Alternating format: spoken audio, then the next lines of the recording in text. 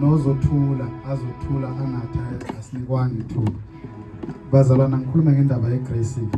Aselapha kuTitus ngoba sifuna sidle ngembhalo. Amen. SenguTitus sibheke ukuthi grace isho ukuthini iyini. Ngabe thina singabazalwana abangenawo yini umthetho? Sekho phansi kwawo kodwa sinawo yini? Ngoba ungabi nawo umthetho kusho phela ukuba iantichrist. Titus bazalwana, Titus 2. Ukungabi nawo umthetho kusho ukuba antichrist. Indodana nje yolahleko umuntu ongenamthetho antichrist. Ngaba sinawo umthetho thina. Esho ukuthini lento ethi sikugrace. Okay, Titus chapter 2. Ngicela usifundele uverse 11 ngegas. No 12. Kaloku uThixo usibonakalisile isisa sakhe ukuze asindise lonke uluntu. Okay, sihambe nje nawo ngoba singibalekela isikhathi. Ngesizulu lithi ngokuba umusa kaNkulunkulu wokusindisa ubonakalisiwe kubantu bonke. Now, lo musa okukhulunywa ngawo la okaNkulunkulu la ubonakalisa owakhe lo. So, umusa osindisayo ensindisweni kaNkulunkulu akusuka abantu, kusuka abafundisi. Sizokuzwa ukuthi umusa uNkulunkulu awubonakalisa wenzani kubantu.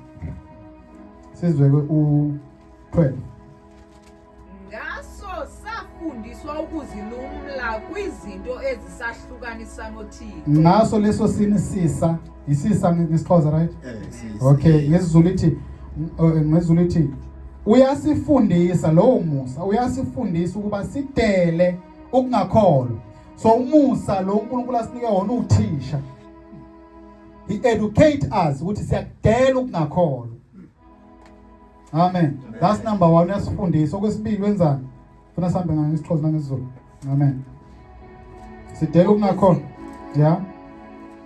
Ngaso safundiswa ukuzilumla kwizinto ezisahlukanisa noThixo. Yeah. Nakwiminqweno emibi. Ngesizulu lithi nezinkanuko zezwe. Umusa njalo lo senza lento, usafundisa. Ufika afundisa umuntu adele unjani ukungakholwa. NgeSixhosa lithi isifundisa njani izinto esihlukanisa nobani? So yonke into ehlukanisa noNkulunkulu umusa wona osifundisayo ukuthi njani sihlukane nazo. Umusa awusil license ukuthi senze okubi. Masizothi asikho phansi komthetho sisemuseni then singenza noma yini. Cha, umusa wenza njani? Sengisho lo kaNkulunkulu. Lo kaNkulunkulu uyiwo sifundisayo ukuthi siyakudela ke okuzohlukanisa noNkulunkulu. Number 2 phinde usifundisa ukuthi nenkanuko zasezweni siyayidela ziningi inkanuko zasezweni. Ukujolana nje eminye inkanuko zasezweni. Umona, amanga, ukuhleba, inzondo, inkani nako konke sifundiswa umuntu siyayiyeka lezi zinto. Yebo lo nto le. Umusa. Awuzi nomthetho kodwa uyafundisa. Sizowuzwa ukuthi umthetho kaMusa noma umusa uyini, umi kanjani. Ngoba lo Musa awuhambeli uwodwa. Awuhambeli uwodwa, uhola umoya engcwele. Kunomoya engcwele ohlala komunye nakomunye ongumholi womuntu oqondisa umuntu. Umoya engcwele ubusa ungaphansi kwani komusa. Lo weza ngobani ngoKristu uJesu umusa. Umusa nani? Jesu Kristu usilethele ini wakuphatha esifunde isiqede kuzemisa. Cela ngishumayele. Amen. Sifundiswe nokuhlala singcathu sinyanisekile nokuhlonela uThixo kobubomu. Okay, ithi nani sifundisa nani sihambe ngokuqonda. Sihamba ngani? Asihambe ngokungaqondi. Igama elithi qonda, ile igama lesinika ini? Inqondo. Amen. Inqondo into oqonda ngayo. Makuthiwa uyaqonda means you are using your head or your brain to understand something. So uqonde emqondweni wethu ukuthi okay ilo uNkulunkulu angakufuni ilo uNkulunkulu akufunayo kuhle lokubi lokho sikufundiswa ubani umusa oshintsha ingqondo zethu usifaka kwisimo somqondo kaKristu. ithi kushintshwe ini isimo senu ngokuba yenziwe ibentsha ingqondo yenu. Umusa owenza lo msebenzi. Manje umusa uwenza kanjani? Siyahluleka thina. Amen. uNkulunkulu lokho esibekezelele. Umusa wenze njalo angenze kanjena. Uzizwakale kahle. Kunento laba banemoto bayazi license disk. Amen. Ino 21 days of grace. Mangabe si expire. Uma amaphoyisa ekubona, ama traffic cop ekubona within this 21 days of grace, bayabamba bona. Kodwa ngeke bakhona ukukubhala. Bazokutshela bathi ithikithi lakho se expire. Kodwa hamba ngesikhona ukubhala usese ku grace. Yabona ukuthi ubhalwa ngenxa ye grace. Bathi yaphela. Waphela lo 21 days uhlangana ne traffic, the very same traffic cop yabhala manje. Ngeke ukuthi ayanga ngahlangana nawe. Nomusa unjalo. Sisela emhlabeni ukhona kodwa yasifundisa ukuthi asiyolungisa. Ngoba le 21 days of grace isuke ithi kuwena hamba uyovuselela any license yakho. Ukuze muzohlangana ne traffic cop ungezwe njalo ukubhala. Mongahlalela ke wena iphela uzobhala. Nomusa wenze njalo uthi lungisa before ufike kuNkulunkulu. Ngoba mawufika kuNkulunkulu nje uzolahlwa. uNkulunkulu akabheki umusa uthi uNkulunkulu uyabona izono zakho yebo uyazena. Kodwa ukunikela ithuba lokuthi lungisa. Manje umuntu ozothi hayi umusa ona azayokufika esikhogweni. Ememeza umusa. Ngoba yawuza umusa kaNkulunkulu okusindisa ukuthi uthini? Uyasifundisa sidela ini ukungakholwa nenkanuko zasezweni. Bese sihamba ngani? Sihamba ngokumesaba uNkulunkulu lesikhathi samanje, hayi isikhathi soPawulu. Hayi isikhathi soPawulu lesikhathi samanje. Hayi isikhathi songidi nochilisa lesikhathi samanje. Umusa kaNkulunkulu wenze njalo. So ngamanye amazwi lo musa unawo umthetho wawo. But asibheke lo mthetho wawo uyini, umi kanjani? Lapha encwadini yamaRoma. Unawo umthetho wawo ngoba angeke kube umKristu ungabi namthetho. We antichrist phela. But akusilo umthetho kaMoses. Akusilo kaMoses ukuhlabile kunjani. Ukuhlaba amathole. Amen. Chapter 8. Verse 20 ngifuna ukuqala verse 1. Amen. Yeah. Umoya umniki bomi. Yeah, umoya umniki bomi yebo. Verse 1. Ngoko ke abagwetywa abo bamanywe noKristu Yesu. Okay, angazi ukumanyana kusho ukuthini? Kusho ukuthini ukumanyana? Bagwetywa laba bamanyene. United, right? Aba-united. Ezulu lithi kanjalo akusekho ukulahlwa kwabaku Kristu Jesu, kwabakuye hayi abakhuluma ngayo. Hayi abamemeza igama la kwabakuye. Siba ufuna kube kuye. And that is not a rhetorical speech, it's not a metaphor. Umzalwane mayisindiswa uyathathwa afakwe kuye. Ubani uKristu Jesu. So labo kabakuye uKristu Jesu abakwazi ukugwetshwa ngoba selagwetshwa yena gwetshelwa. Amen. Ukusinsindisa ivela kanjalo. Umuntu ekuthusindiso uyathathwa uyofakwa ngale ezulwini la sibona into esenzakala ngoba azinto axoxwa kahle. Amen. La thina sibona sihamba kanti ngale ukuye la ehleli khona ihleli nayo. Lithi wasivusa naye mufunda incwadi Ephesians 2. Lithi uNkulunkulu yena njani wasivusa kanye naye. Wasihlalisa futhi kanye naye uKristu Jesu kuphe embusweni wasezulwini. So sihlaliswe kunye naye. Mawufunda incwadi kaColossians ithi njengalokhu nenjani namamukela uKristu noma nafa kunye noKristu nakani okwakupho kwaphezulu. Bese ethi lapho uKristu ehleli khona ngakuphi? Kathi ithi nini ukuphila kwenu kufihliwe noKristu, kufihlwe naye okwenu ukuphila kufihlwe naye kuye uNkulunkulu. Bese ithi uma loyo oyiko ngisenaso isikhathi sokufunda lezi ncwadi, but ithi uma loyo oyiko ukuphila kwenu uKristu uyiko ukuphila kwenu kuNkulunkulu. Amen. Embulo ngenkazimulo nina nibe senumbulo kanye naye ngayo futhi leyo nkazimulo.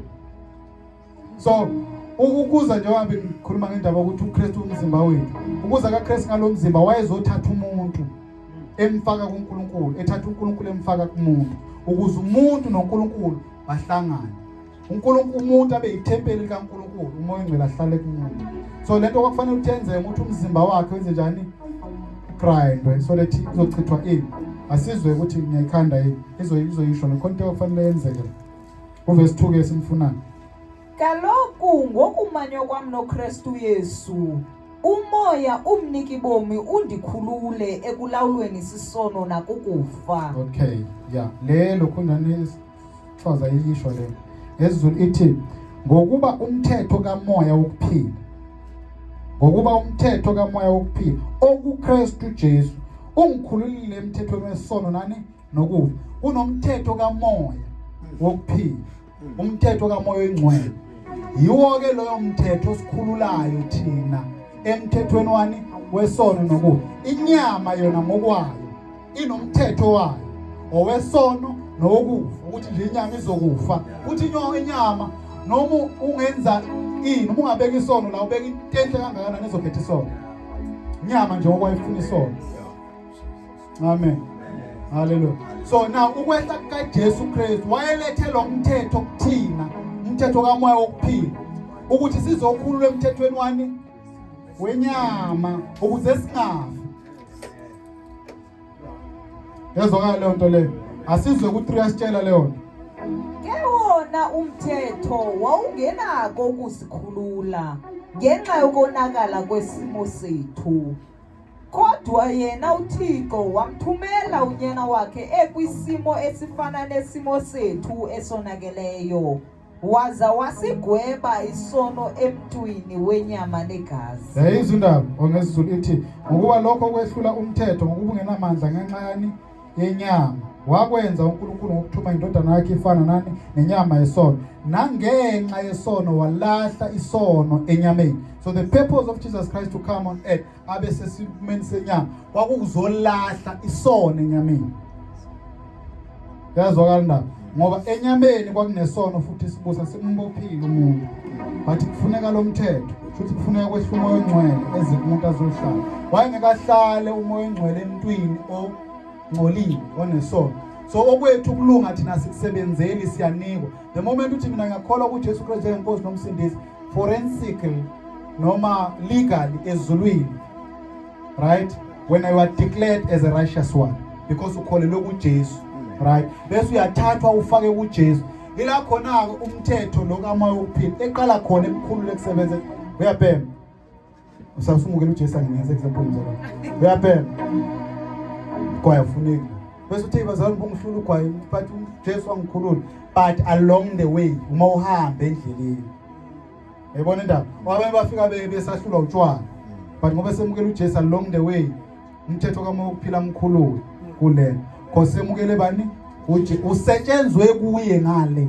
uNkulunkulu usebenza insindiso kuloya mzimba kaJesu ngoba bakholwa la emhlabeni bayathathwa abafake ngale, sekuthiwa sesinomusha, bese kuthiwa eyinkinga zalo 1 2 3 4 5, bese uNkulunkulu kuloya mzimba wena obonakala ukuwo uKristu Jesu oyilunga lawo aqala asebenza insindiso ngoba usezulwini kodwa khona emhlabeni ngomoya. Ngaze beya kanjani le, it is a mystery. Umoya ngalo usemhlabeni kodwa ukhona ezulwini, uNkulunkulu usezulwini kodwa ukhona emhlabeni, is omnipresent. Amen. So umusa lesikhuluma ngawo unawo umthetho kodwa kusilo yamthetho. Yilo mthetho ohlukanisa nenkanuko zasezweni, lo mthetho ohlukanisa nezinto ezihlukanisa noNkulunkulu. Bese uyasifundisa ukuthi sihambe ngokumesaba uNkulunkulu nangokuqonda ngesikhathi samanje. Amen. Akusumthetho okay, uthingayibheki la. Mthetho wengulube nopholo. Amen. Sumthetho wengulube. Yeah, ngizwe lapho ngichaza. Salani bazalwane manje. Sumthetho wengulube baseJohn.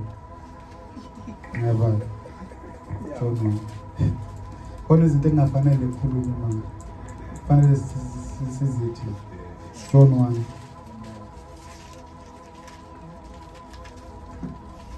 Verse 17, John 1 verse 17.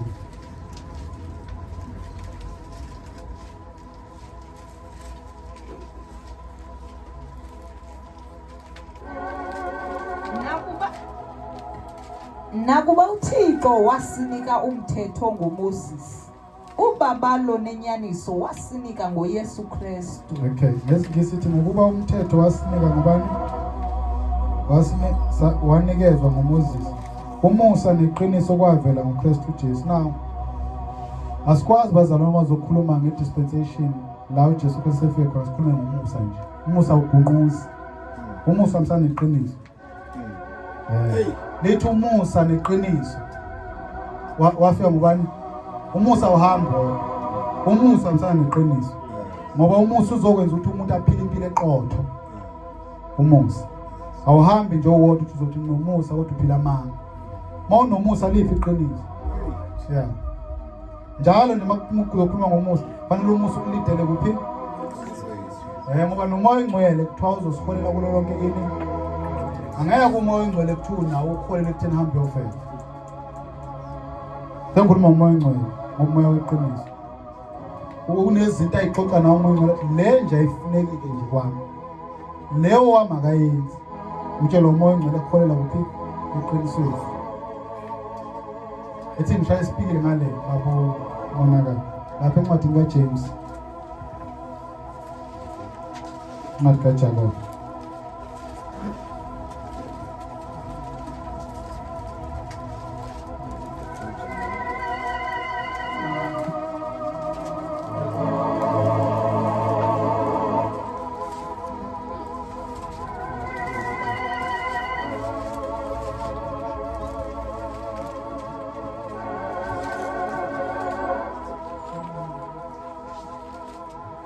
So umthetho esinawo thina nesifundiswa wona umoya oyingcwele. Esifundiswa wona umusa ukuthi siyahlukana nesono. Kuwumthetho nje umzalwane, uyahlukana nesono. Hayi ukuthi sona sisazi, siyasazi. Ngizwe ukuthi inceko khona uncekazi ebuza ukuthi imuphi lo mthetho ekuthiwa ngaze ebuza umthetho. Ebuza umthetho uncekazi leni ukuthi no wayibuza uba uthi khona lo lapha eSouth Africa. Khona lo mthetho but it was kophazi komthetho. Yes, ayibuza iquestion yakho. kaMoses. Yes. kaMoses, umthetho waMoses womiselwe uIsrael njengesizwe. Israel phela bengafani nathi. That's why ezinye izinto singesikhona uku-apply amasoil emthethweni kaMoses. U-Israel bekuyisizwe like iSouth Africa. ISouth Africa nje kuyine-constitution neminye imithetho eminingi.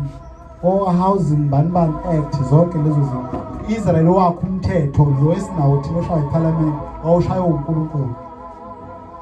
Yizo into engisho.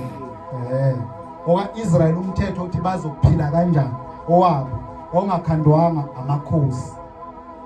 Njengoba thina sikhandelwa uRamaphosa neParliament lakhe. Political parties now. Bona babekhandelwa uNkulunkulu wabanikwa thina njengesizwe sophila ngalo mthetho. So bona ezisizwe bebenomthetho ongafani nomthetho wezinye izizwe. There is why bebengavumelekile bahlangane nezinye izizwe. Ngoba ezinye izizwe bezinemthetho eshayelwe wona amakhosi. Bona babeshayelwe uNkulunkulu uqobo lwakhe. So eSouth Africa ke thina sinomthetho wethu, akukhulunywa ke ngalowo. Ukukhulunywa ngalowo kaMoses. Yeah. Amen. But sinawo ke njengamaKristu futhi singiyena Israel. Sinawo umthetho, but lo mthetho akusiloyo. Omunye lo esinawo umthetho.